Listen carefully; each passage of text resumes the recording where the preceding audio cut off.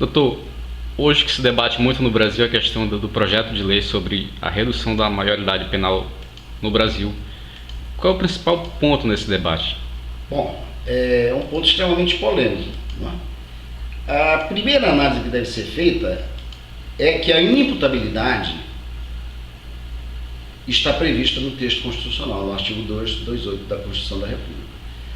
Os menores de 18 anos são absolutamente inimputáveis, é o que diz a Constituição da República. Esse texto, por outro lado, é repetido na norma infraconstitucional, artigo 27 do Código Penal, que vai dizer também, os menores de 18 anos são absolutamente inimputáveis, ficando sujeitos à legislação especial. Qual legislação especial? O ECA. Esse é um ponto fundamental. A primeira discussão do ponto de vista jurídico é que a redução da menoridade penal, ela está no campo dos direitos fundamentais. Se está no campo dos direitos fundamentais, veja, ela é atingida pela cláusula da intangibilidade, da imutabilidade, essa é a discussão. Ela está petrificada segundo o artigo 60, parágrafo 4, que trata dos direitos fundamentais. Para alguns juristas, a inimputabilidade está dentro do campo dos direitos fundamentais e, portanto, está petrificada, não está sujeita a mudança. Para outros, não. Eu entendo que não está no núcleo da discussão, não está no núcleo dos direitos fundamentais e, portanto, por estar na periferia desses direitos fundamentais, ela fica sujeita às mudanças. Essa é uma das discussões jurídicas.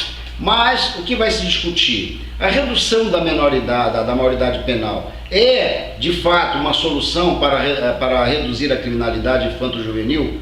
Me parece que ela só, por si só, não. Claro que não. Nós temos que sempre lembrarmos que cada estado tem a criminalidade que merece, tem o criminoso que merece. É dessa forma que funciona a coisa. Eu não posso imaginar que a partir dessa redução da maioridade penal, eu vá estancar a criminalidade, eu vá ter índices reduzidíssimos de criminalidade. Lógico que não. Agora, por outro lado, é necessário que façamos também uma análise, que o legislador infraconstitucional, ao instituir o ECA, ele não foi razoável.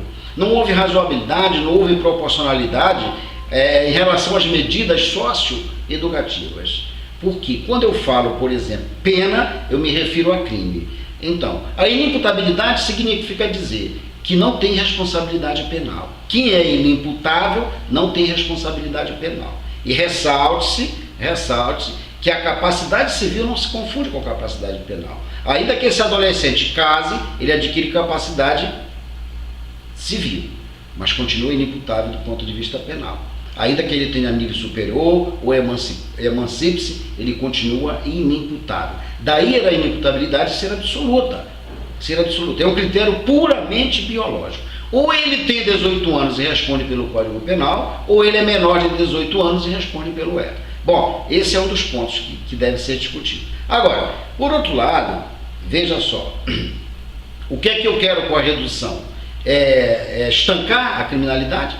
Bom, essa é pelo menos a esperança de grande parte de políticos, de pessoas envolvidas nesse debate. Agora eu entendo que isso sozinho não.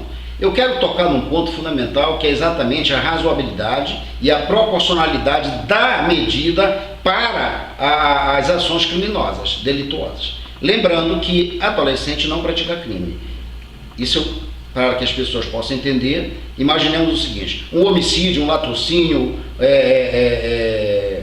um tráfico de drogas, seja qual for o crime instituído na legislação penal pátria, nós vamos chamar daqui para frente, se for praticado por menores de 18 anos, de ato infracional. Ora, se ele pratica ato infracional, ele recebe medida socioeducativa. Quem pratica crime recebe pena, tá certo? Ao mal do crime e ao mal da pena.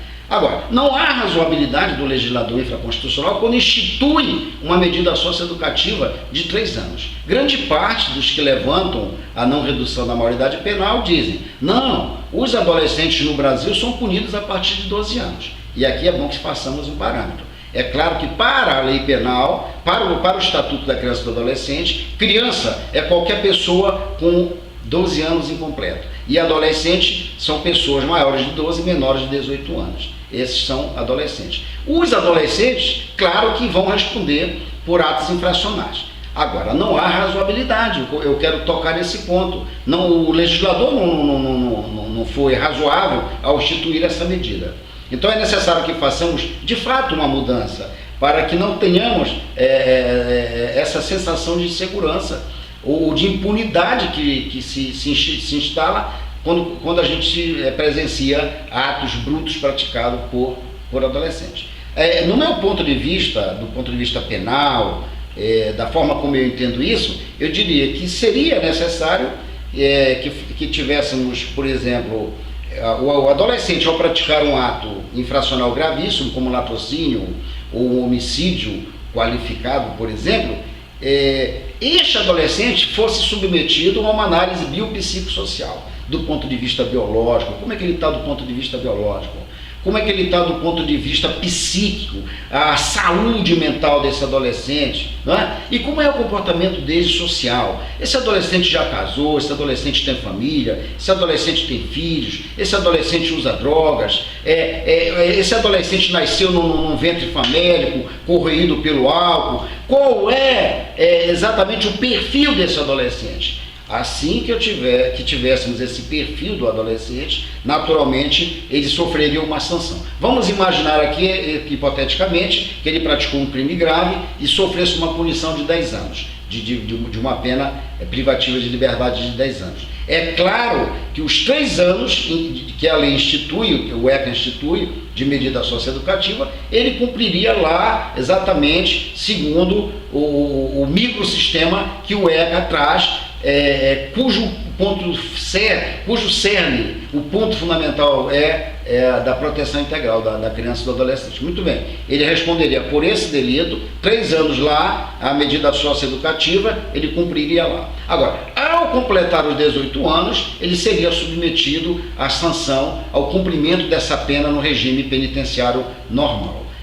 Aí sim eu acho que haveria uma certa razoabilidade. Porque qual é a função da pena? É exatamente isso. A pena ela tem por finalidade também prevenir, evitar a prática do ato ilícito. Não é isso? A primeira medida do ponto de vista da proteção, quando a gente fala da pena, a proteção do delito, é exatamente essa pena.